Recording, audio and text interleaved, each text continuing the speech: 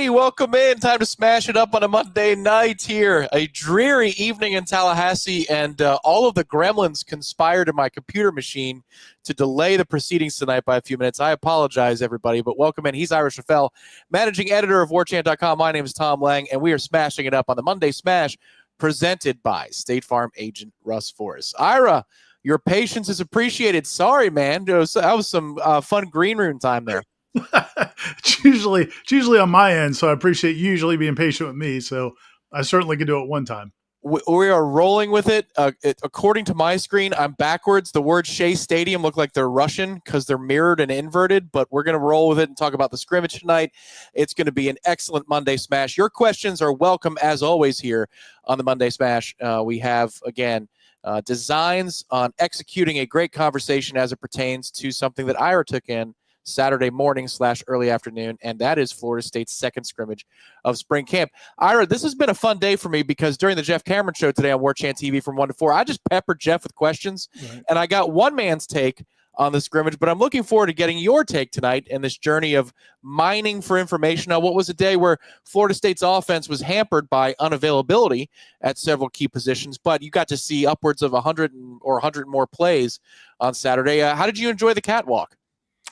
The view is awesome. And from one standpoint, the indoor facility is, 110 yards long or so. So it has a full field, and then there's like 10 yards behind each end zone. So I guess it's probably 130, 140 yards long.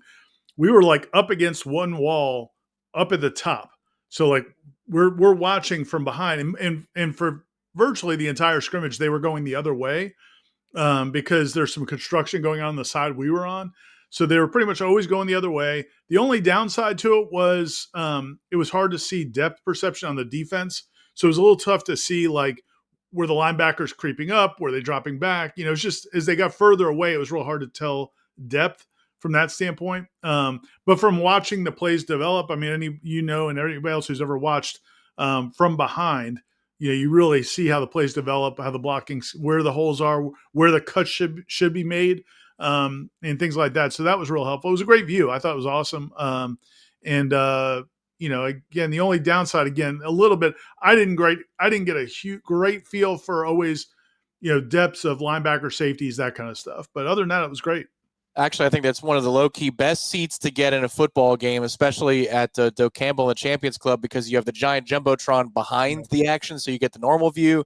But then, you get to see the trenches, the depth, the splits of the offensive line, all kinds of little nuances of the game. Here's a question I didn't ask Jeff this afternoon, and it's a very basic one I should have asked. How different, Ira, did it feel? And I know that we haven't seen scrimmages customarily under Mike Norvell, but I'm just talking about offensive structure, defensive structure, without getting too much into schematics. How different did it feel to watch this Florida State group versus the ones we've seen the last few years with the old coordinators? It felt pretty different, but not like wildly different. I know that's not a great answer probably, but there were some right off the bat, like some of the drills they did before the scrimmage started.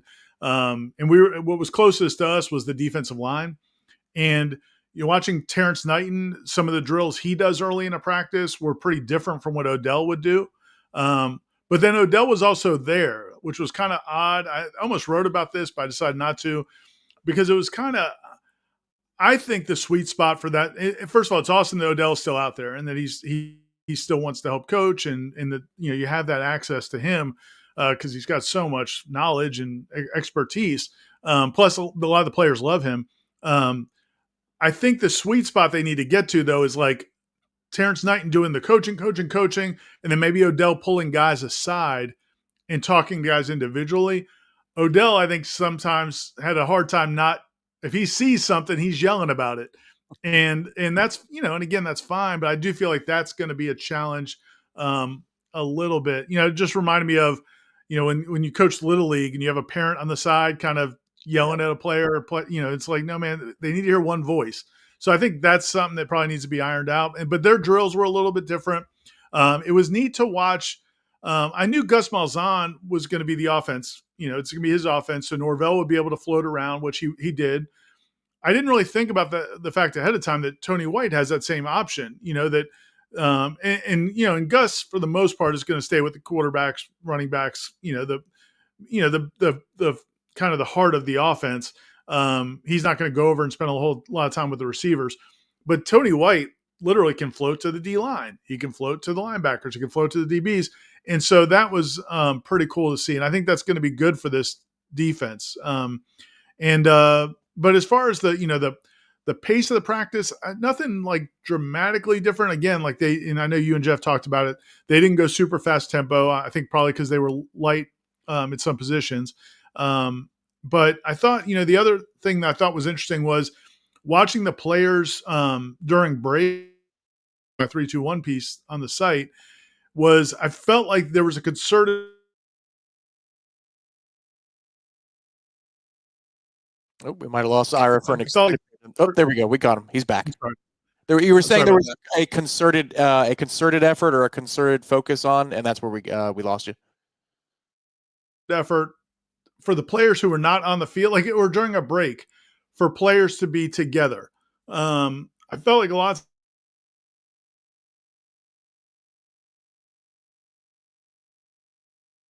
We may have lost him again.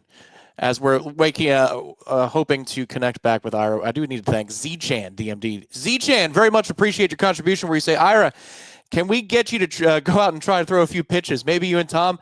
Z-Chan, I need Tommy John surgery, so I don't know that I'm the right guy. That's what I get for throwing tennis balls in my backyard for too many years.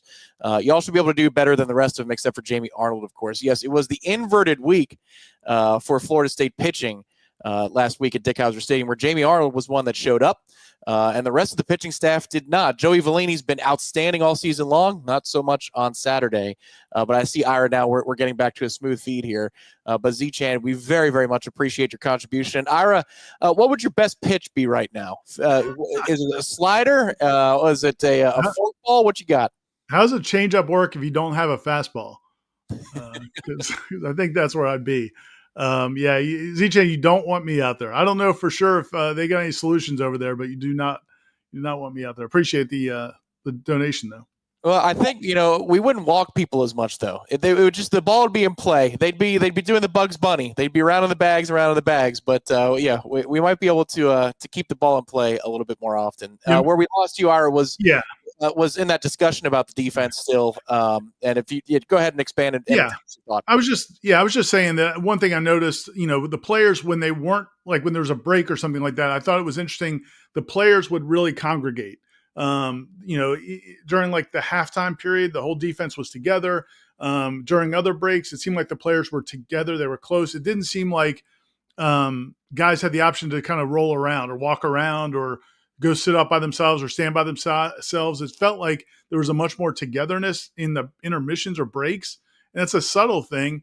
But as on a team that looked checked out sometimes last year, you wonder if maybe this was a concerted effort to make sure that like nobody's drifting, like everybody is right there together. So, some things like that, but structurally it wasn't a normal practice. It was a scrimmage. And so it was probably hard to take major changes away. Well, I'm going to use this question early on from Greg Turner, and I think tonight is mostly going to be about that because it's the one access that we got during spring camp. So if you have questions for Ira, please feel free to file these away in the chat on the Monday Smash presented by State Farm agent Russ Forrest. But it's a simple one. Was the scrimmage actually physical? What was it like, Ira, to see guys actually being tackled to the ground at a Florida State practice or a Florida State scrimmage? Because we know from watching years and years and years of Florida State camps that Florida State often will be in thud, which is to not take players to the ground. But in this case, obviously in the scrimmage, everybody's live, and you got to see that actual tackling in the indoor practice facility. What was that like, and how physical was the scrimmage?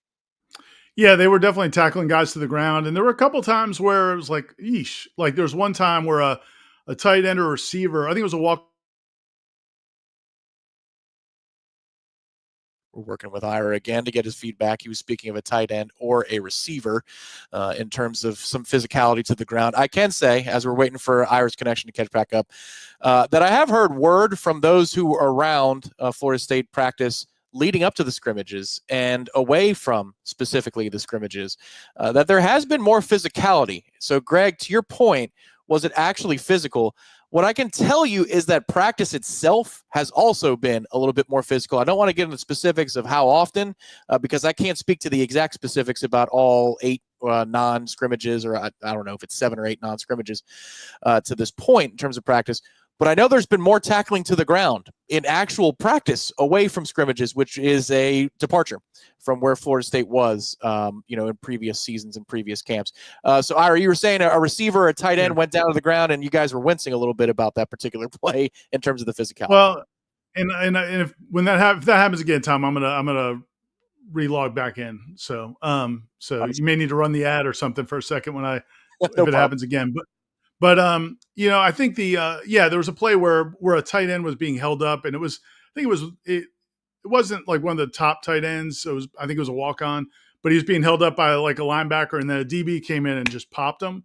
And I think it was a great hit, but I think maybe there's some conversation about, hey man, he's still on your team, but that's the mentality. There is physicality. There are guys, and I think there were a lot of hits that really kind of caught our attention. Well, man, this team is much more physical than a year ago. But I do think that goes back to the idea of they know they have to get the guys on the ground. In practice last year, they weren't bringing guys. They're supposed to be thudding, but that collision wasn't quite as impactful as it was, Saturday. So I think that's definitely a good thing. And I thought there was just a lot of guys playing. That was one of the biggest takeaways about the defense is how well they pursued to the ball, and then the kind of hits you saw when they got there. Let's see. Next up in the chat, George Holton, Osceola trucker. Thank you for being a member, George. Question drop. If we were down one top 15 player in each game, not same each game, does it change your win-loss projections? So I guess he's asking how thin is this team, in terms of the top line of the depth chart. Top 15 player tells me I'm going to call it top 22, a starter. If you lost a starter in each game, how much would that impact? I know not all starters are created equal, but how thin or deep do you think this roster is, Ira, based upon you got to see the depth a lot on Saturday because of unavailabilities? Yeah, I think it depends on the position group. If that obviously Thomas Castellanos is integral to what they're trying to do. Deuce Robinson, I think he's a game changer. So if you didn't have him, that would be a huge problem. All the other receivers, I don't think would be a sure loss if you don't have them. On defense, Darrell Jackson, is Darrell Jackson, James Williams. Those are guys that are pretty head and shoulders above a lot of the other guys. So if you lost one of them, it would be huge.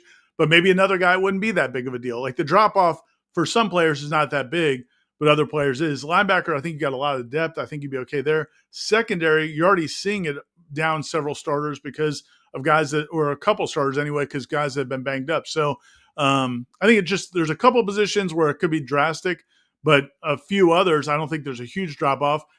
And that's not always a great thing. That means you maybe don't have special game changers at those other positions. But game changer type players, to me, it's Thomas Castellanos, Darrell Jackson, Deuce Robinson, maybe one or two others. Yeah, that sounds about right. Ken, it's Ken the Carver. What's up, Ken? Ken the Carver. How long were you waiting to use the word effusive in your article? Great word. Tell the class where you used it, if you can remember in the copy. I think it actually might have been in the headline for Corey's story, talking about the offense. And Corey may have actually had it in his sample headline. A lot of times Corey's headlines, the way it works from the back end is the writers will kind of usually put like a headline that they think for the story. Corey's headlines are usually about 45 words, so you got to shrink them down. That is true. You've been there, Tom. Yeah. But I think Corey's trying to win the SEO battle. But so usually shrink it down. But I think he might have had effusive in there to start with. So I'm going to give Corey the hat tip there. He does get the award for longest submitted headlines in the Warchant staff lexicon. There's no doubt. Spartan Knoll. Ralph's going to be in the mainland. All right. Wish you were here next week, Ralph, for the tournament. But Tom, stop by the CP Thursday night so I can say aloha with a cold one. It'd be my honor. Ralph, that'll be round one of the Masters. Can catch the end of that on a Thursday evening at CP. That sounds good. That sounds awesome. Ira, any thoughts on this week's proceedings? Just before we get into more questions about football, you've got the national title game tonight, which I know a lot of Noles fans are kind of watching from afar and hoping. You've got more Orioles baseball. Yeah. You've got Florida State baseball tomorrow at Florida, and then another weekend series in the ACC of Virginia Tech. And you got the Masters. And do you care about the Masters at all relative to all of that, or is it more going to be about baseball and the Natty tonight? Yeah, man. Yeah. I mean, I love the Masters, and I'll watch it, but yeah, I'm going to watch the national championship game very closely. And I'm curious to see how Houston does, man. Florida was the team, I think, on the headlines before the tournament even started. Corey and I both said that, and I'm sure other people did too, that, it's going to be hard to beat Florida. They're pretty ridiculously good. And Clayton's just in another world, the way he's playing. But Houston's tough, man. I think it could be a fun game. I'm really watching it. And then, the Orioles, the beautiful thing about the Orioles, there's not a lot of beautiful things about the Orioles right now, but the beautiful thing about them being on the West Coast is they play late in Arizona. So I'll be able to watch those games late at night after everybody else in the house goes to bed. So that's a beautiful thing, but I'll watch the Masters. I'm just not going to be glued to it. Well, you've got your 2-week warning. Stanley Cup playoffs begin in 2 weeks. Get to hear about hockey a lot more, Ira. Here comes. Yeah, I know that's your favorite. Jason asks in the chat, what's up with these injuries? Wow, the whole wide receiver group. What gives? And again, an issue, the O-line and injuries across the board. Hard to understand. Should we pump the brakes for Jason in terms of the length of these injuries, Ira? Or at some point, do you throw your hands up in the air and go, good God, this is either the most unlucky group in the world or something's up? Yeah, no, I think it's not anything drastic. It's not, you don't like it, especially, all right, so like a wide receiver, I can't get into super specifics, but I can tell you that, Deuce has been playing for most of the spring, and we've heard people talk. You've heard Mike Norvell, players talking about Deuce in practice. He's had a great spring. Sometimes, man, you just get a little nicked up, and they hold you out, especially if you're a star player. I'll be honest with you, and I made this comment to a coach I saw after the scrimmage on Saturday. I don't know that they need to see any more Deuce Robinson anyway. Like, maybe get to the fall with Deuce Robinson. So I don't know that they're rushing him back out there to get extra reps. Squirrel White, I think, came in.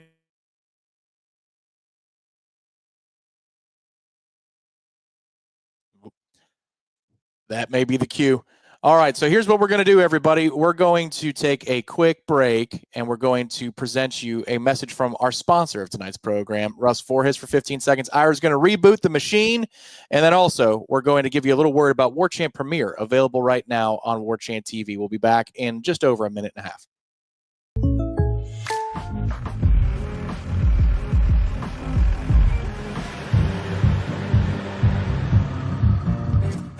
Contact Russ Forhis for an auto quote today. Stop fighting the algorithm. You know you can't get enough Florida State filling your feed. Well, there's no better way to keep up with FSU on YouTube than with members-only level Warchant. It's going to get you bigger, faster, and stronger. How? Bigger. It's hour number 2. Join now for exclusive access to a bonus segment of the legendary Seminole headlines. Faster. Get debut access days in advance of the public release of the latest episode of X's and O's with Dominic Robinson, a look at the All-22 film. Stronger. Utilize the Member Milestone Chat, a new feature which allows your comment to be highlighted in live chats during Warchant.com shows for maximum visibility. All of this in addition to members-only flair like badges, emojis, and polls to drive the conversation of the home of the Ultimate Seminole Sports Source on YouTube. Give it a try. Cancel it anytime. No commitments, no phone calls, no emails. Just a few clicks within your YouTube account. Warchant.com members only YouTube. The next level in FSU coverage on YouTube.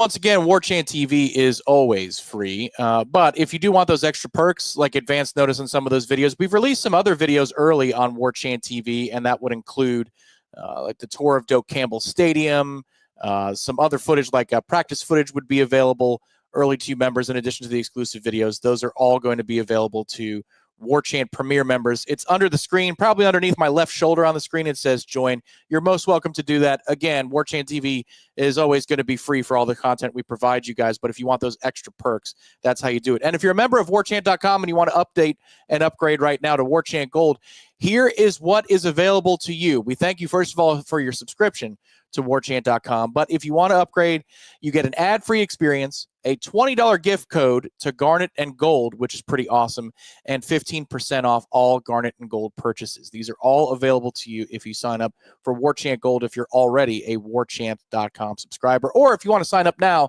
you can check us out for $1 for the first week at warchant.com. See about the message boards, the content, all of the great stuff. And Hog Watcher, we appreciate you for your membership as well on Warchant Premier. But check us out at warchant.com. It's $1 for your first week. All kinds of content, top to bottom. Excellent experience. We think you will be extremely impressed with what you see. It looks like we've got Ira back now with a different alternate camera. So we're going up post game up. Please tell me you're not holding that, are you, sir? I've got it on a tripod. I'm kind of maybe holding the tripod steady, but okay, all right. I have time to really secure it. All right. So he's got the tripod. It's almost like a selfie stick. So you're basically going selfie stick. If you need a break, just wave and we can play some more Russ Voorhis. I'm fine, buddy. I'm fine. Hopefully it doesn't get shaky, but yeah. Yeah, no sweat at all. Okay, so here we go. Before we launch back into this conversation, we have another contribution from Hayden. Thank you, Hayden. He says, tired of the Coach Norvell, quote, coach speak hate. Name a coach that doesn't use, quote, coach speak 75% of the time. Yeah. It's called that for a reason. Thoughts? Well, I'm going to first preface this. It seems to me, based upon your reports coming out of the scrimmage, Ira, that many things that Mike Norvell said have come to bear. It seems like from the visual evidence you guys got that any red flags he might have been focusing on or bumps, bruises, he's been pretty transparent in the press conferences to date. Yeah, no, I think so. And I found that last year to be the case. Even though he wouldn't say things on the record sometimes, if you kind of knew what you were listening for, you could usually get an idea of what he's trying to get at without, he never wants to throw players under the bus. He's never going to be overly critical. But you could kind of read between the lines. And I never felt like he misled people. He may not say what he totally feels, or he may not give you the full story. But I feel like he's always given a pretty clear indication. He's doing that here. I wanted to finish up on that topic about the line too, because the injuries on the offensive line. Some of those guys, I think, have been dealing with things like we knew ahead of time. Gunnar Hansen before the spring, one of the transfers he was going to be very limited, so that wasn't a big surprise. And I think we also knew about Jacob Rizzi. And then, I think there's one or two other guys with very small things. So nothing like drastic. I get it. It's frustrating, especially that was the one scrimmage we got to go to. Somebody asked me if they thought if I thought that they let us in that one and help players out on purpose. I don't think that was the case, but I do think, when Mike Norvell decided to let us in this past scrimmage, he could have thought to himself, well, we're not going to have everybody. Let's let them into a later scrimmage. And he didn't do that. So maybe he wasn't too upset about it. But it wasn't like they held him out on purpose. All the guys are dealing with something, but nothing serious. This is a little bit different in terms of the coach speak thing, just to bounce back to Hayden's point, where we kind of knew, I don't know how far you want to go, but we kind of knew that Jimbo would often say the exact opposite of what happened in a given day of practice. Like yeah. Is that fair? Yeah. Yeah. Especially if he wanted to get a message across or cover something up. There were times there were players there was times the quarterback didn't practice and he told us how good they looked. So yeah. But I've never felt like Norvell has ever really done that, to his credit. Maybe he won't give a full throated answer, but yeah. So I agree with you. I don't think Norvell, that I've seen it. I've never seen an example where he completely misled us. Lee Fields asks in the chat on Facebook, who looks like they've added muscle or lost bad weight? Ah, yes. I know, Ira, you were out there, obviously, the first day of practice to gather photos, video, and just to put eyeballs on a lot of these players. That was as they were entering practice to the IPF, but this is the first time you've seen them in action. So guys moving around, who stood out to you maybe from those guys that have been either holdovers or maybe somebody who's made gains from being an early enrollee when they did the newcomer series of interviews? Either way. Yeah, I think, a couple of ones that really stood out, even when we just saw them off the hoof walking into practice. One big one was Jabril Rawls, who we wrote about. He's bulked up a lot. He's a guy that Jabril Rawls, I think if you go back to our practice observations 2 years ago, I remember writing once. I felt a little bit bad about it, but I remember writing once that, man, he's got some talent. You can see the natural, the ball skills, the talent, the agility, but he was so skinny. Remember when he first came in? He Yeah. was just skinny as a rail, and he looks totally different. I mean, his upper body is he's put on 15 pounds. He's much more defined in the upper body. His legs actually look like there's some stuff to him there, and I think that's been a big plus for him. Marquise Douglas. A few people asked about him on the message boards. He looks phenomenal. The nickname Biscuit was for a reason. And I think there was, before he left to go to Arizona State a couple years ago, I think he might have been pushing maybe up to 280 or something. I mean, he was a big dude, and he looks phenomenal now physically. He didn't do it. The ball didn't really come his way in the scrimmage, but he looks great. Trying to think of people. I'll think of a couple other names that'll come to me, but Well, there I've got definitely are one some. for you. It's just to me, it seems, and Jeff talked about him today, so it's just it keeps coming in. And you interviewed him a couple weeks ago in person. But how much weight did James Williams put on from his on-campus interview till now? Because it sounds like it's been substantial. Well, it's been substantial. I heard a number Jeff threw out there, and I don't think that was the number he meant to put out there. But he's he's definitely bigger than he was. I'm with you. When we talked to him in January, same thought. I was like, man, that kid. I mean, I know like they talk him up, and Terrence Knight loves him, and he obviously he had some stats last year. He played, but you didn't think there's any way he was going to be able to play, on non-passing downs. But he definitely is thicker. He's much thicker in the upper body. And what was impressive about him in that scrimmage was, and it wasn't going up against their best offensive lineman a couple times, I mean, granted, because of the injuries they had, but he moved dudes. Like he's got some strength to him. He's got not going to compare him to Verse, but like you saw some of those things where he's pushing a dude back far into the pocket and it's affecting the play. He also showed his quickness and speed on some plays, running plays and passing plays, where he either filled a gap really quickly or got back to the quarterback really quickly. Now he looks good. I mean, they've talked him up so highly, it's gonna be hard for him to live up to maybe some of the hype. But he looked good on Saturday. I'm going to double back to the contribution from the official DMD of Warchant TV, Z-Chan, where he asks us in jest about pitching. And could we get out there to save some innings for Florida State baseball? Because I want to use this to ask you about the quarterbacks. As I understand it, it was a pretty equal distribution of reps among the big three, being Tommy C., Brock Glenn, and Kevin Sperry. In terms of arm talent, that's not what Tommy's known for. He's known for running around. But I just since you got to see him in practice, I think you were up there in Chestnut Hill a couple of years ago. Yeah. Okay. Versus a game setting, you're watching him in practice against Brock Glenn's arm strength and Sperry's. What do those guys do to you, and how do they stand out? It was, like you said, it was a little bit limited in terms of like sample size. We probably saw them each throw about 10, 15 passes maybe. And so in that scope, a lot of them, because of this offense and because you were missing the deep threats and because you were limited on the offensive line, a lot of the passes were short to intermediate. He did hit the one we've all talked about, I guess it was a 40-yard, 35 or maybe 30, 25, 30-yard or whatever to Pittman, the tight end transfer from UCF. That was that was much more of a it was a pretty ball, and it hit the kid, I think, pretty much right in stride. It looked very what you want to see. A lot of the other stuff looked good, but it was just, it's swing passes and it's, underneath stuff.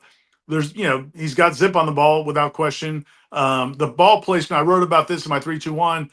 I really think, and this, and people that watch a lot of football know this, I guess the saying for quarterbacks is, if you want to miss small on short passes, if it's a deep pass, you can miss big because they have more time to recover or adjust. But on short passes, things underneath, you really can't miss by much because it's all about timing and getting them in stride and getting them leading them into the hole they're supposed to run through. And there were a couple throws I thought in that scrimmage where kind of needed to be a little bit further ahead, or maybe whichever direction the accuracy needed to be a little bit better.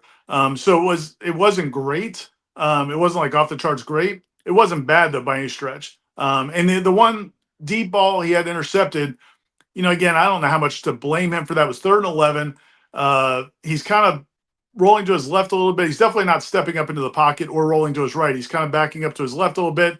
Sees it late. He sees the receiver get behind the DB, throws it, and I think it was a little ill-advised because it was, I mean, he wasn't going to be able to get a ton on it. It was going to be like a 60-yard pass, but it was 3rd and 11, so it's not the end of the world if you turn it over there. You don't want to throw it away. I mean, you might as well give it a shot if it's going to be down at the other end of the field. So, but otherwise, yeah, it wasn't like spectacular. I've never had a huge problem with his passing ability in terms of how he throws the football. My concern has always been like, don't throw it to a linebacker or don't throw it right to a safety, because I thought we saw some of that 2 years ago, and I didn't see really any of that in this scrimmage. So I thought that was good. Brock had the one, I think everybody's been talking about it. He overthrew, wide open receiver. I think it was Elijah Moore. Just, you just got to put it out there. The kid's 6'4", and he's behind the DB. You just got to put it up there and let him run under it or make a play on it. But he overthrew him, and then but then he came back and had a beautiful throw. I think Jeff talked about it. A beautiful throw on the sideline. That was like a very tight window, had to be placed in gently, but with some, a little bit enough pace, and it was a perfect pass. So, and then Sperry, like, you can see the arm talent, but he really didn't get a lot of opportunities to push the ball down the field. But he's got an arm on him. I think it'll play, but it was hard to get a great feel for it in that setting. Tonight's program is brought to you by State Farm agent Russ Vorse, as it always is on the Monday Smash. More about him in just a moment. Our Matt Lacer just texted us in the midst of the show. Florida State picks up another commitment on the hardwood. This would appear to be a transfer to me. Alex Steen out of Florida Southern, the Mocs. You have something on that? Well, I need to publish our story. Unless you can do that, because the story's in there, Tom. It just needs to be. It might need the day on it. I can't. My laptop's a problem. Yeah, no sweat. Well, here's what I can do: is I can tee you up to speak on the great Russ Vorse, who's available to you if you live in 3 states in the Warchant TV footprint.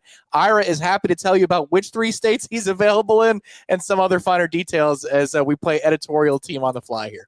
Yeah. So look, Russ Vorse is a great guy, a huge Nole. A big contributor to Florida State athletics, loves the Noles as much as anybody does. His family's huge Noles, and he has a great operation over there in Jacksonville, the Jacksonville area. He's got 2 offices in Jacksonville, in fact, where you can go over there and talk to people in person if that's what you like. A lot of people like that. I've always been kind of an insurance guy. When I'm buying insurance, a lot of times I'll buy it online because you compare quotes, things like that. But you certainly can go to their website and get information there at russvorhis.com, russvorhis.com. As Tom said, they service Florida, Georgia, and Alabama. So if you're anywhere in those 3 states, you can go to Russ Vorhis. And if you do, please tell him you heard about him on the Smash or on warchant.com, because, again, he loves helping other Noles, and he loves hearing that, his advertising dollars are working, because we don't do this for free. We love you, Russ. But we do send you an invoice every month, and so let him know if you reach out. And no obligation, just call for information and see if they can help you out. That story right now, everybody, is live on Warchant TV. Perfect.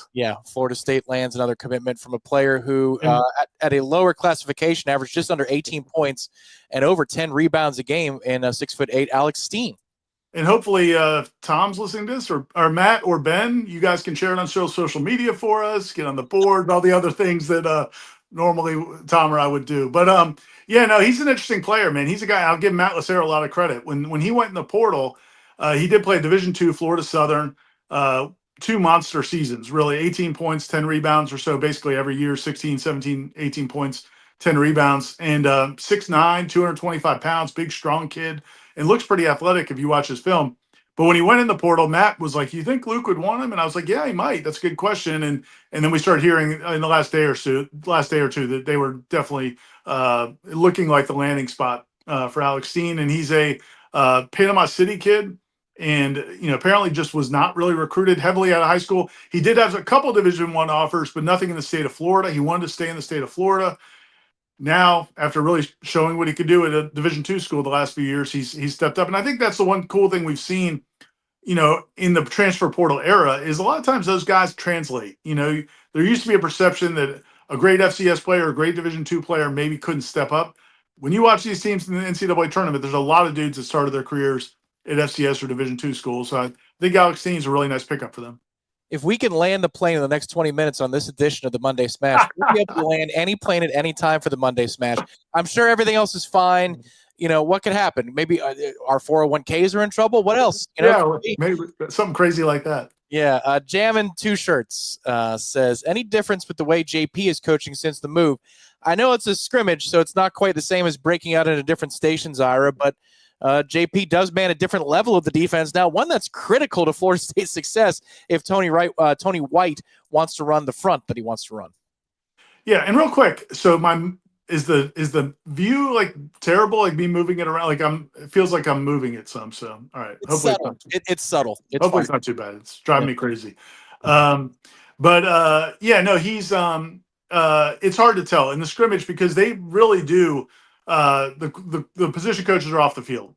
It's not like in a normal practice. A lot of times you'll see assistant coaches or sometimes the head coach kind of walking behind the plays, sometimes even kind of walking up to the play, maybe talking to a player coming off the sideline sometimes. But in a scrimmage, and certainly in this scrimmage, they were 100% on the sideline. So we didn't get to see a lot of great one-on-one coaching. I will say this. He has coached linebackers in the past, and they look pretty good Saturday. And I've been hearing good things about them all camp. I do think they've got a lot of potential players at that position because you bring in 3 transfers who played a lot. Well, 2 that played a ton of college football. Elijah Herring, who came in from Memphis after he was at Tennessee, and then Stephon Thompson, who's played a ton with Tony White at Syracuse and Nebraska. You also brought in Caleb LaValle, who I think is limited. I think Norvell has said this spring. But then you've got returning starters: Omar Graham, Blake Nicholson, Justin Cryer. You have several other young guys in that linebacking course. There's a lot of options there, and it looked pretty good to me. The guy I wrote about my 3-2-1, and with the caveat that I know people aren't going to believe it because they have their preconceived notions. But Omar Graham looks like they've unlocked something there. I mean, the way he triggered, and I was glad to hear Jeff talk about it on the show because Jeff and I didn't talk after the scrimmage at all, but I heard him single him out today as well. I thought, man, the way he was triggering, and I did talk to somebody and playing physically, like I think you mentioned he's gotten bigger and stronger too. He looked really good, and I talked to somebody after the scrimmage around the program, and they said that one of the issues for him sometimes has been confidence because he's had some bad moments, and just kind of keep staying positive through injuries and some low moments. And they said that, man, he is very confident in what they're doing and what he's being coached to do. So I think that's all a positive. Maybe speaking to JP also to what he's doing with that room. Eddie Booza, thank you very much for the contribution. He says, get some Monday Smash, big couple of weeks coming up. Eddie is in the field for the company tournament 2 Thursdays from now. Nice. Who are we sending to post game? Is it going to be the person who misses the most putts? Goes to post practice on Thursday the 17th? This is a professional organization, Tom. I think Aslan and I will definitely be there. Okay. And we'll see about Corey. Okay. We'll see. Corey's kind of our player manager. Sometimes he decides he's if he's feeling too good after golf, maybe he won't come over. I'm disappointed. Well, maybe it'll be a good thing because last year, man, I got wrecked out there, literally and figuratively. Drank way too much, busted my ass at one point. And so we did not have that happen again. So maybe I'll be a little more conservative this time around. We'll see. Or you're going to ask Mike some of the best questions of all time. Yes, Mike. Yeah. Tell me about if okay, Ira, you're next, and you hear the microphone, and then you hear, listen, and I'm like, oh, there he is. Jeremy asks in the chat, are y'all questioning Josh Storms at all? He wants to follow up on the previous discussion about injuries. I've seen enough body transformations that I'm not going to say on the bodybuilding and muscle toning front. I think he does enough there. I'm annoyed by the injuries, but I mean, it's a matter of inconvenience in the spring more than wins and losses. I'm not there yet. In short, Ira, what about you? Yeah, I don't know. I mean, it's a fair question, but I remember this question being asked 10 years ago. This question being asked 5 years ago. This question being asked 20 years. I mean, there's just injuries. And sometimes you have injury luck, and sometimes you don't. Like, again, that we always go back to that 2013 national championship team. That team was very lucky injury wise. And if they had a couple of injuries at a couple of positions, it could have been a completely different story. It just, worked out for them. And we'll see this team. I'll say this, man, I don't know if any of the injuries so far are anything that's going to affect them in the fall. And that's what you love to see. Like when I left the scrimmage Saturday, the first thing, just as me as somebody who's invested in Florida State, thing I was most happy about walking out of that scrimmage, didn't look like anybody got seriously hurt. And so, that's how I feel about it. So yeah, it's hard to say, but I understand why he's asking that, but I just think that's natural when you have injuries. And I just think sometimes you get lucky and sometimes you don't. Kayvon says this is all for 2013, where Florida State with a thin offensive line had amazing injury luck. That's a very good point. They couldn't suffer more than one injury at most, and they really, specifically in that group, dodged a lot of bullets. Let's see. Next up here is Garrett. Did all the coaches seem, and thank you for being a premier member, Garrett, did all coaches seem to be on the same page during the scrimmage? How was the coaching flow? Yes, logistics and smoothness factor. Could you sense that, Ira, between the two sides of the ball? Yeah, I mean, I didn't see anything that stood out to suggest otherwise. And again, I would say that, they didn't go super fast tempo.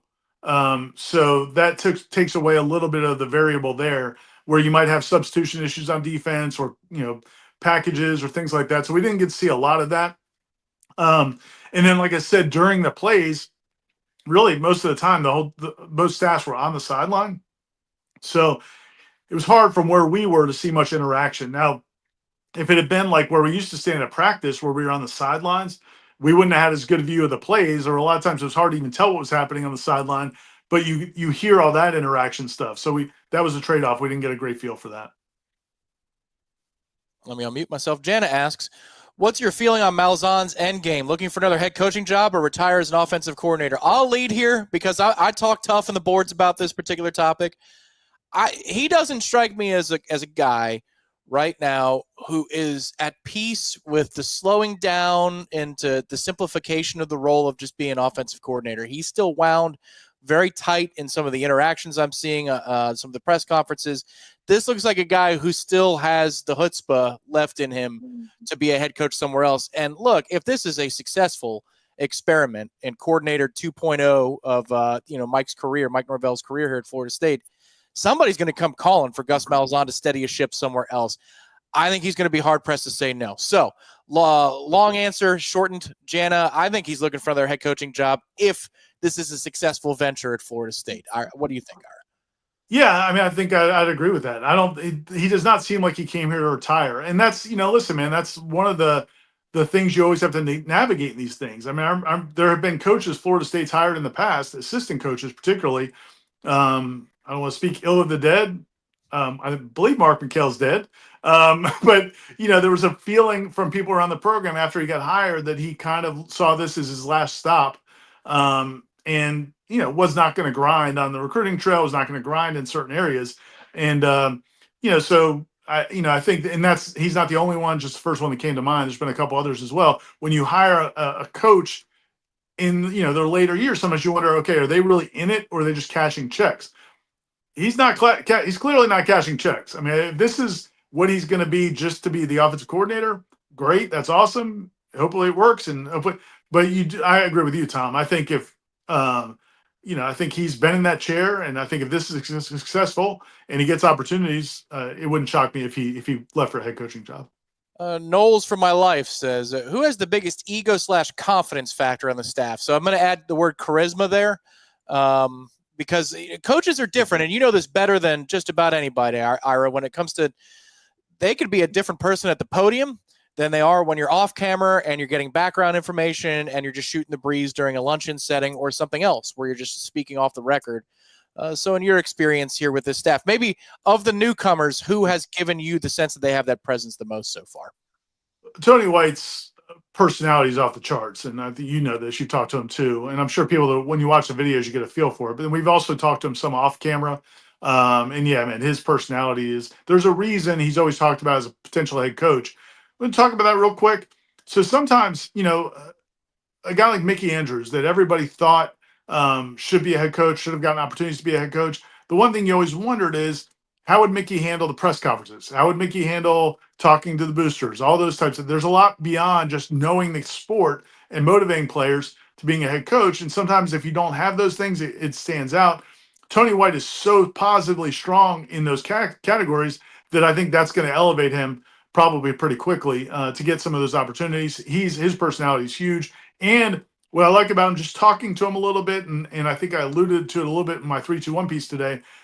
I don't think you're going to have problems with kids not listening to him or kids, um, I mean, I think he's going to be very direct, but he's got a really good personality too. And he's got one of those personalities where I think he can be hard on guys, but then they also respond to it. So he's right off the charts. Gus is, I mean, very much the same on the other side. Gus is one of those guys, and we've all been around him. He's like, Glengarry Glen Ross, I mean, Alec Baldwin's character. I mean, he is the alpha. He's calling the shots with the offense. Now, I think he's been respectful of Mike Norvell, but man, he's kind of the guy, and he knows it. And I don't think it's because of what he's done in the past. That's who he is. That's how he carries himself. And I asked Norvell about that. I said the whole thing about saying you're going to have the best offense in the country. He said Gus said that at Tulsa in 2006 or 2007 when they hadn't done anything. He would just tell her, "Oh yeah, we're going to have the best offense in the country," and then they ended up having made the best offense in the country. So that's who he is, and that's how he carries himself. But there's a lot of these guys. I like the personalities on the staff, just like I like the personalities in the last staff. So that's not always a key indicator. But those are two pretty big personalities. So I'll ask you just quickly for some superlatives, because it's quite the Rolodex of coaches you've spoken to covering Florida State over the years, especially the last 10. There's been a lot of in and out at Florida State, and specifically inside the stadium, the Moore Center. How about the nicest guy? The nicest guy that you've interviewed over the years? First one that pops into your head. John Lilly's got to be up there. Florida State's tight ends coach, recruiting coordinator back in the last 10 years or so with Coach Bowden. He's a guy that you could just see. And in fact, he's so nice that when he left here, he ended up going to join to Georgia. And then I think he worked for Kirby at one point. He's worked in the NFL. And sometimes I've wondered, like, is he really going to be the tough guy coach, you really need him to be?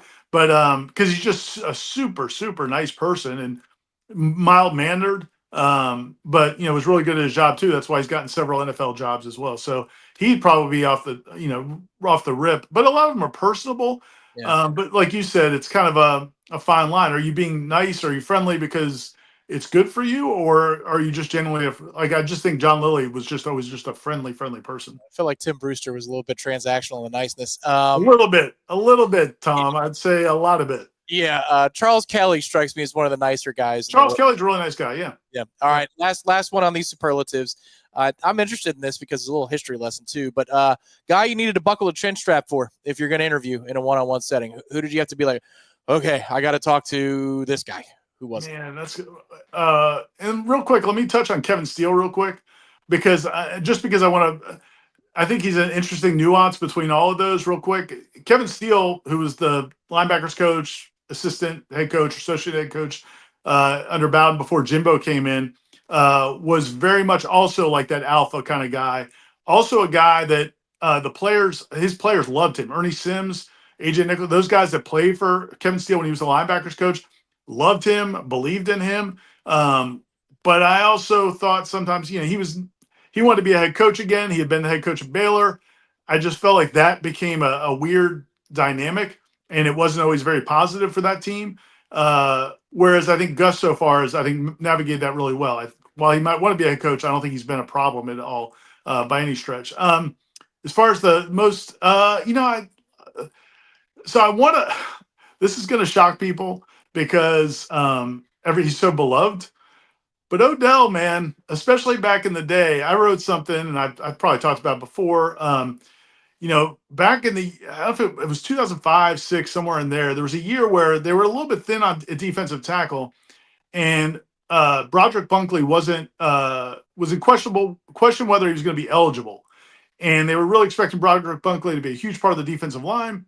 And he had to go take classes at TCC back then, Taos Community College, to get eligible. Back then, man, eligibility was always a real concern. Now it doesn't seem to be anymore. But Broderick Bunkley had to take classes in the summer to get eligible. He didn't get cleared until like a week or so into camp, into fall camp. And so I wrote something along the lines of, man, and this was at the Osceola, so it's not like we were taking a lot of shots at Florida State, but I made a comment about, listen, Mickey's defense is kind of predicated on that defensive line. If that defensive line, if they can't get pressure with their front four, and they had a couple of other ththings going on. It wasn't just Broderick, but that was a big part of it. I was like, if they have some problems there, that's going to expose the DBs. It's going to expose the line, and then that defense ended up being awesome. Broderick got cleared. He got cleared in the middle of camp. The defensive line was awesome. The defense was great. They had a bunch of guys drafted in the first round. And I think for about 12 years, Odell gave me crap about that. In fact, like every time I saw him, every time I interviewed him, he would make some comment about how much he appreciated me motivating his guys by questioning that defensive line. So Odell could be prickly, especially if he didn't want to talk, but never like in a mean way, but just, just not going to give you what you want. For me, oddly enough, Adam Fuller was one of those guys. You needed to get off to a couple of good questions because I would often do it the lunch-in. So you're going to stand there with him for 10, 15 minutes, and if somebody just pauses, then you got to go. So you had to start him off right. If you started him off well, it was good, but you need to be ready because he would fire back with a "What do you mean?" question. Well, that was and that's a great point on this topic. Not to belabor, but some coaches are just difficult. Yeah. Some coaches will challenge you on what you're asking. Some coaches, a lot of players will just go with whatever the hell you ask. You could ask a player a question about, man, you guys really, did this thing today, and maybe they hadn't. Maybe you're wrong, but a lot of times they'll just kind of go with you because they just don't feel comfortable challenging the person asking questions. Adam Fuller was definitely the guy who, if you didn't say specifically what you meant or he didn't agree with what you meant, yeah, he would call you out in the time. Yep. Hog Watcher has, and thank you for being a premier member, Hog Watcher. And what's up, West in the Villages? Thank you very much. Yes, and go Cougars indeed. Have there been any discussions on info, access to media for fall camp? It's still up in the air at last I heard. Yeah, it is. They're going to evaluate it. I do think the spring was hypersensitive because that transfer portal window opens up after the spring. And I think they were trying to limit maybe some of that, just too much conversation about individual players with that spring portal window. Now, when that's over and you're in preseason camp, that's not as big of a concern. I talked to Mike Norvell briefly after the scrimmage, and he was happy that we got to go out there. He kind of, we had a little conversation.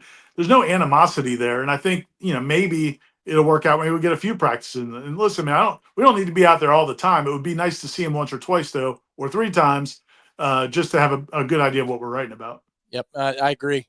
Once a week, check in, that kind of a thing. Camp is fun for that, too, because they're not really installing yet, so they might give us a little bit more access to that, hopefully. Kayvon asks for a lot of Facebook questions tonight. Glad the Facebook audience is bringing it. Would you accept a 6-6 season if it guaranteed UF losing tonight? I don't usually swear on the smash. I would say F no. F no. No, man. And then he followed up with 7-5. Still F no. Football has to be better, Ira. There is no preventing of UF success that would get in the way of me rolling the dice for Florida State having a better year than 6-6 or 7-5. Oh my God. Yeah, to me, I think 7-5 to me is the bottom of where you could walk away thinking, okay, maybe it's heading in the right direction. Maybe you just had some bad luck or injuries or whatever. I feel like 8 is probably where, to me, pretty realistic coming off of 2-10. I think you can get to 8 wins. I think it's going to be hard to get to 10, maybe get to 9. I think 8 and 9, somewhere in there would be awesome. It would be good. It would be a step in the right direction, gives you some momentum, some proof that last year was a blip. Once you start getting to 6, man, I just think there's no harm that could come to Florida's basketball program or even football program that can make you feel okay with 6.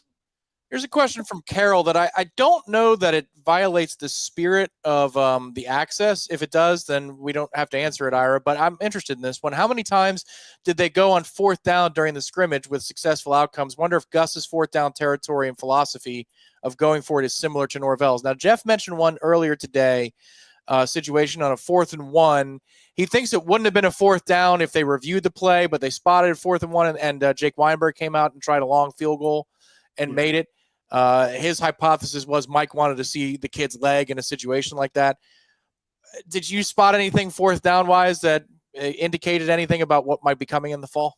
Yeah, Carol, it's hard to answer, especially because a lot of times in the scrimmage they're wanting to see certain things, and so and also they want to see players play a certain number of snaps. Like for example, there was a drive with Castellanos where it was like a 10 or 11 play drive, and I think they had gotten to 4th down. And I think they just stopped the drive because he that group had played 10 or 11 snaps. They didn't need to, they're trying to move on to the next group and work on other things. So I don't know that that was any kind of indication of what they would do, like to the play you're talking about. I don't think that's an indication. I do think they're going to be pretty aggressive, but it is nice to have a kid that can kick it maybe 60 yards because that might change your math a little bit on those.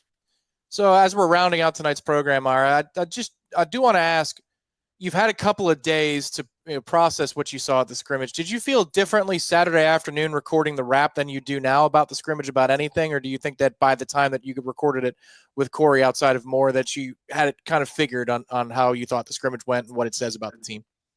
Not too much. I think the big thing, and I wrote about this in my 3-2-1 piece that people can read at warchant.com, is I led off with, Tommy Castellanos and this offense. And I really didn't think about it too much until after the fact. I was kind of disappointed, honestly, that we didn't get to see more of Tommy. I didn't love the fact that they split the reps so evenly. I think there's probably a bunch of reasons for that. But I would love to have seen more of Tommy Castellanos. But looking back on it and just how comfortable he was running the offense, how much command he had of the offense, and the way he there was no doubt it's kind of his offense. You can tell that when Jordan, his last year and a half, it was Jordan's offense. You could see it in practice. You were out there, he's the one that would go before a coach said anything. He would go talk to the receiver. He'd go talk to the tight end. He'd go talk to a lineman. He could go coach those guys up individually. Tommy's already doing that. I swear, he knows exactly where the ball's supposed to go. Now, I'm not saying all his decisions are perfect. I don't know that because I'm not in the coaches' rooms, but he certainly believes it. He's playing with a lot of conviction that this offense is his, and I think he's got to be really fired up about that this is his. So that was something that kind of really hit me. It doesn't feel like you've got a situation where you've got a new transfer coming in and has to learn the offense. Like when Florida State brought Everett Golson in, I remember talking to Jimbo that summer after we found out Everett Golson was coming in, and I was like, man, this is a big transition. And, and he just totally downplayed it all and said, oh, no, it'll be fine. He just some terminology, blah, blah, blah. But Jimbo didn't build anything really around Everett Golson. It was going to be his offense. When James Blackman got the starting job, it's just it was fit into the offense. Now, maybe he called things a little bit differently, but this is, and I know it's Gus's offense too, but they went and got a quarterback for Gus's offense, and it's what he wants to run. He must have, when he announced he was coming here in December, I bet he was in that playbook day and night. I think he's been leading these informal passing things on the side. It didn't look like a guy that needed any information, to me anyway. Maybe I'm overselling it, but that was a big thing to me, that he just seems totally comfortable with it. And then now, okay, I didn't think it looked bad. And now you put Squirrel White, Deuce Robinson, the starting offensive lineman, Luane McCoy. You start putting those guys out there, and it could be a lot of fun to watch. So I came away, the more I thought about it, I actually feel a little bit better about the offense. There are two things I didn't really write about, and just because of the way we've written things so far, and I did want to touch on them real quick. There were concerns probably that, again, I think I tend to focus on the things I liked more so than, and there wasn't anything glaringly bad, but the running back position did not blow anybody away, obviously. If you look at the stats, nobody had any long runs. I think, Kazai Holmes, your guy, might have looked the best of the group on that day. I feel bad. Cam Davis, there was one run in particular, one or two, but definitely one run in particular where, from what we're watching, we could see how the play develops. And if he cuts it this way, it's a big run. If he cuts it that, and he kind of looked like the wrong way. Now I don't know what the play was designed to be. It doesn't, so it's hard to, but it looked like with some better vision, and that was the concern, we had about him last year. So it's okay, but it was a small sample size because most of the runs that they had, there was not a lot of space with that offensive line. So kind of running into traffic, and then it's just about moving the pile, and they did that pretty well. But it wasn't like you saw a lot of, opportunities for 25, 30-yard runs that they only got 8 out of. But you also didn't see anything super special. So I would say it was pretty incomplete at the running back group. Also adding that we can't wait to see what Cromall looks like when he gets here in May or June. And then, the other slight concern, I guess, maybe a little bit is just the run defense because, again, they didn't give up big they didn't give up big runs. They didn't give up like game breaking runs, but they did. It felt like the running game was able to get a lot of 4 to 5 to 6 yard runs.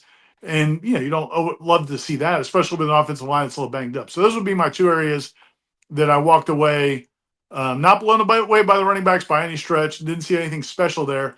And then on the defensive front, seemed like they gave up some decent rushing yards up the middle. One footnote about Tommy Castellanos that I liked when he committed here. Again, like when Gus was hired, I thought, all right, not the offense that suits my eye the most, but hey, it could be a stabilizer and it could work.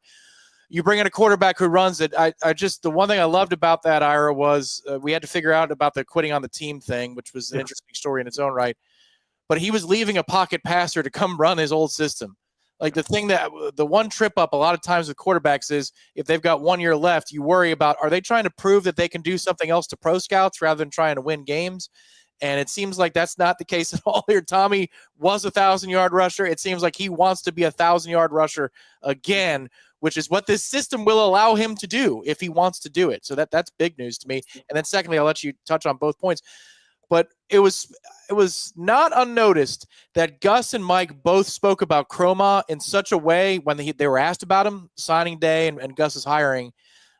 They didn't pump the brakes on expectations for the kid. They didn't say, well, we got to get him in here and get him up to speed. They're like, oh, he's special. So I think they know what they have potentially in the fall to help bolster that running back room. But your thoughts on the quarterback or running backs?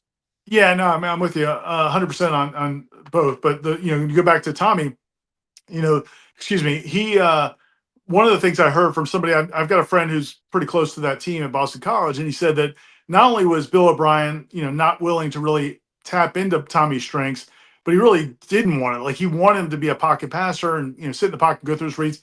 And I don't think Tommy was like mad about that, but I just think he wants to win football games. I think he's a competitor. Like the thing, Jeff talked about today, and I know Corey and Aslan talked about it too, him getting frustrated when they whistle plays dead, when he's about to run and break off a big run.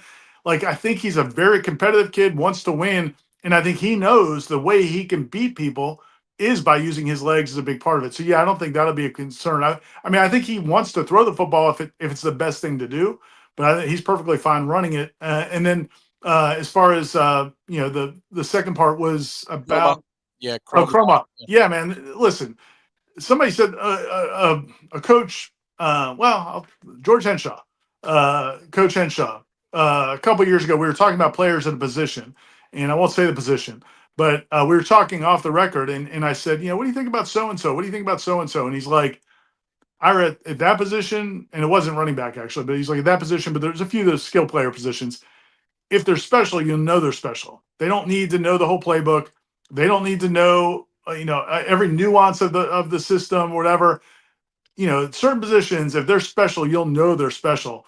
And I feel like running back is one of them. And I did that. That's why I did that story a couple of months ago on the site, looking back at the all-time greatest running backs in Florida State history. I went back and looked at the 20 greatest running backs in Florida State history statistically, the top 20 all-time leading rushers. Almost all of them played a lot as freshmen. Very rarely, there was maybe one or two guys that didn't play much, but it was because the running back room was just super loaded. But almost from Dalvin Cook to Work Done to, go down the list. If you ended up being a high level running back in Florida State, you played a lot as a freshman. So I think, yeah, man, Chroma, everything we hear is he's a special kind of kid, and maybe in that Cam Akers range, and if he is, man, I think he'll play a ton this freshman year. Rounding it out tonight on the Monday Smash, presented by State Farm agent Russ Voris. A question from Noles for Life. He wants to tap into any sense, Ira, of Bobby was famous for giving and taking the offensive play calling duties back and forth, especially in the early 90s. Mark Richt, their famous story there. Jimbo Fisher once upon a time said, well, Randy Sanders called a quarter or called a couple drives. And we're like, what? He did what? No way. And then he had the 5-year plan or the 10-year plan or whatever it was. So Noles, with that in mind, Noles for my life says, Coach Norvell seems like a micromanager type. Does he let the OC keep the reins after the first sign of trouble? I think that would have had to have been an understood before Gus came here, but go ahead.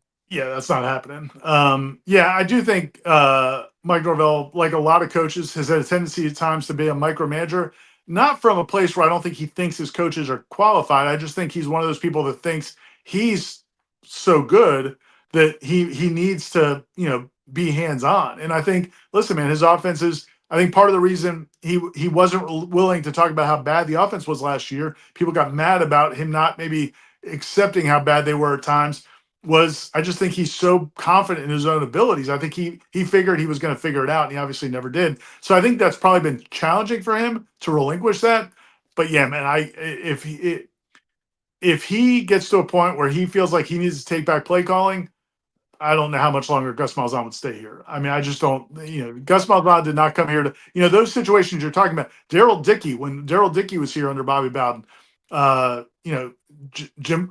Bowden was letting him call his plays for a little bit. He let, different coordinators call plays off and on, but man, he had no problem taking it back. And those guys all just got in line. He ain't doing that to Gus. If he gets to that point, he's got to feel like Gus. He's ready to let Gus walk out, because I don't see that happening. Look, Gus, we're going to make a trade. I'm going to take play calling, and then you will do the Monday press conference for 30 minutes. Yeah. I think, will you take it? What do you say, Gus? Coming up on Warchant TV tomorrow, Seminole Headlines live, 1 o'clock. The three panelists that you love, Ira, Corey, and Jeff, talk about the scrimmage. They'll trade notes because all of them were there. So, and I won't be holding a phone on a tripod. It's gonna be awesome. How's the arm doing? How you feeling? Oh, we're fine. We're fine. It's I haven't felt it in about. I lost feeling in my arm about 10 minutes ago, but we're good. And I apologize for all the technical difficulties, guys. We'll be on point next week. I swear to God, I won't sound like I have like a robot lodged in my throat. That was apparently what was going on behind the scenes. But we appreciate your patience tonight here on Warchant TV with the Monday Smash presented by State Farm agent Russ Vorse. Again, Seminole Headlines coming up on the channel tomorrow, 1 o'clock. Like this video, subscribe to the channel. It's absolutely free. Head over to warchant.com. I linked it during the show, but Irish 321 is live right now.